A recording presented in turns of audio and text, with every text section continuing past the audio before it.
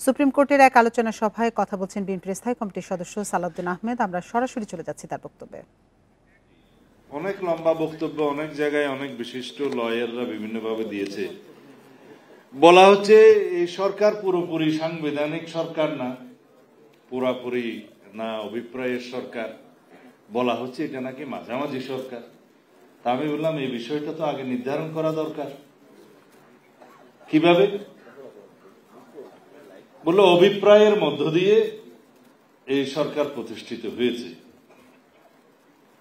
সুতরাং এটা পুরোপুরি সাংবিধানিক না। প্রথম যুক্তি তাদের। এই যুক্তির জবাব হচ্ছে অভিপ্রায় অনুযায়ী জনগণের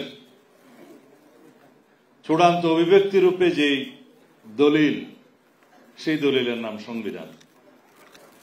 কিন্তু সেই অভিপ্রায়টা যতক্ষণ পর্যন্ত সংবিধান হিসেবে প্রকাশিত না হবে, গৃহীত না হবে, ততক্ষণ পর্যন্ত সেটা অভিপ্রায় হলো এখানের ওখানের প্রেস ক্লাবের গুলিস্তান বক্তৃতায়। সেই অভিপ্রায়টা যেটা সন্নিবেশিত হয়েছে সাংবিধানিকভাবে প্রথম গণপরিষদে, তখন প্রস্তাবনায় বলা হয়েছে জনগণের অভিপ্রায়ের অভিব্যক্তি রূপে এই সংবিধানের প্রাধান্য থাকবে। প্রস্তাবনার ৪র্থ প্যারা। এটাকে আবার সংবিধানের সুপ্রিমেসি বর্ণনা করতে গিয়ে সংবিধানের ৭ ধারায় বলা আছে, আর্টিকেল 7-এ, যে জনগণই রাষ্ট্রের সকল ক্ষমতার মালিক।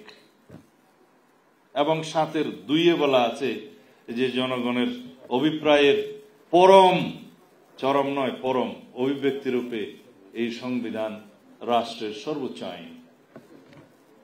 কখন হয়েছে এটা স্বীকৃতি? যখন কনস্টিটিউশনটা গৃহীত হলো নভেম্বরের ৪ তারিখ ১৯৭২ সালে, যখন এটার কার্যকারিতা দেয়া হলো ১৬ই ডিসেম্বর ১৯৭২ সালে। তখনও পর্যন্ত এই রাষ্ট্র চলেছে রাষ্ট্রপতির আদেশে, প্রেসিডেন্ট অর্ডার, পিইউ।